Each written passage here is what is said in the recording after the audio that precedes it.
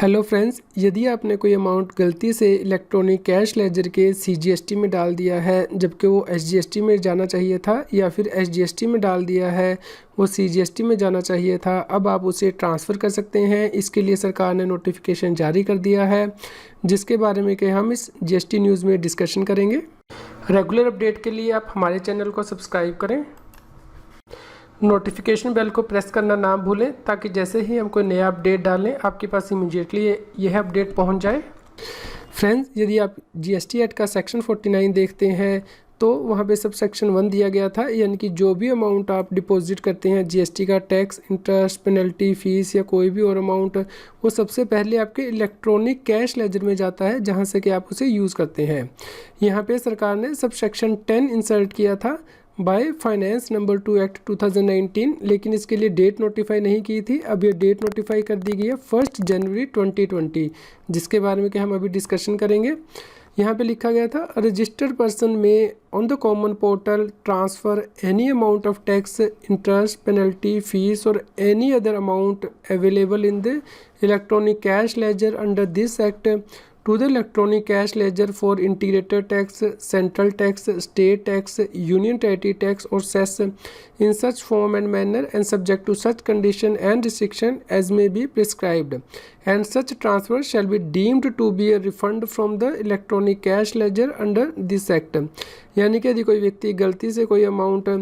CGST में जमा करा देता है जबकि उसे एसजीएसटी में जमा कराना था, या फिर वो लेट फीस के कॉलम में जमा करा देता है जबकि उसे टैक्स के कॉलम में जमा कराना था, तो अब वह उसे ट्रांसफ़र कर सकता है। और यहाँ पे सब सेक्शन 11 दिया गया था, where any amount has been transferred to the electronic cash ledger under this act the same shall be deemed to be deposited in the said ledger as provided in sub section 1। यानी कि ये जो आप transfer यहाँ पे करेंगे वो ये माना जाएगा कि आपने डिपॉजिट किया है इलेक्ट्रॉनिक कैश लेजर के अंतर्गत। ये जो अमेंडमेंट सरकार ने की थी ये फाइनेंस नंबर 2 एक्ट 2019 के सेक्शन 99 के द्वारा की गई थी, जिसके द्वारा के सेक्शन 49 जो जीएसटी एक्ट का दिया गया है उसमें सब सेक्शन 9 के बाद नए सेक्शन सब सेक्शन 10 और सब सेक्शन 11 इंसर्ट किए गए थे। अब सीबीआईसी के द्वारा नोटिफिकेशन नंबर 1/2020 इशू किया गया है, सेंट्रल टैक्स डेट ऑफ 1 जनवरी 2020, जिसमें कि कहा गया है कि सेक्शन नंबर 92 से लेके सेक्शन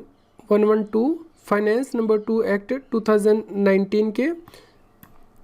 इफ़ेक्टिव हो जाएंगे 1 जनवरी 2020 से, जैसे कि आप अपनी स्क्रीन पे रेफ़र कर पा रहे हैं। लेकिन जो सेक्शन इफ़ेक्टिव नहीं होंगे वो होंगे सेक्शन 92, 97, 100, 103 और 110। इस प्रकार सेक्शन 99 भी इफ़ेक्टिव हो जाएगा 1 जनवरी 2020 से। इस प्रकार आप अपने इलेक्ट्रॉनिक कैश लेजर में इंट्रा हेड और इंटर हेड एडजस्टमेंट कर सकते हैं। इसके साथ ही आपको रूल 87 को भी रेफ़र करना है, सीजीएसटी रूल 2017, जो कि इलेक्ट्रॉनिक कैश लेजर से डील करता है। यहाँ पे रूल 87 में सब रूल 13 सरकार के द्वारा इंसर्ट किया गया था, जो कि यह कहता था, registered person may on the common portal transfer any amount of tax, interest, penalty, fees or any other amount available in the electronic cash ledger under the act to the electronic cash ledger for integrated tax, central tax, state tax, UT tax और cess in form GST PMT 09। इस प्रकार आपको GST PMT 09 GST portal पर file करना है यदि आप electronic cash laser के एक हेड से दूसरे हेड में अमाउंट ट्रांसफ़र करना चाहते हैं।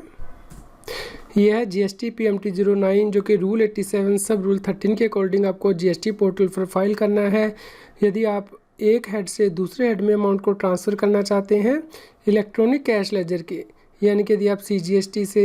SGST में ट्रांसफ़र करना चाहते हैं या फिर टैक्स में आपने अमाउंट जमा कर दिया था आपको पेनल्टी में ट्रांसफ़र करना है, तो आपको यह फॉर्म GST पोर्टल पर फाइल करना है। उसके बाद ही अमाउंट आपका एक हेड से दूसरे हेड में ट्रांसफ़र होगा। इसी प्रकार यदि आप सेक्शन 17A देखते हैं IGST 2017, जहाँ पे कि ये सेक्शन इंसर्ट किया गया था फाइनेंस नंबर 2 एक्ट 2019 के द्वारा, where any amount has been transfer from the electronic cash ledger under this act to the electronic cash ledger under the SGST एक्ट or the UTGST Act, the government shall transfer to the state tax account or UT tax account an amount equal to the amount transferred from the electronic cash ledger in such manner and within such time as may be prescribed। यानी कि यदि कोई व्यक्ति IGST के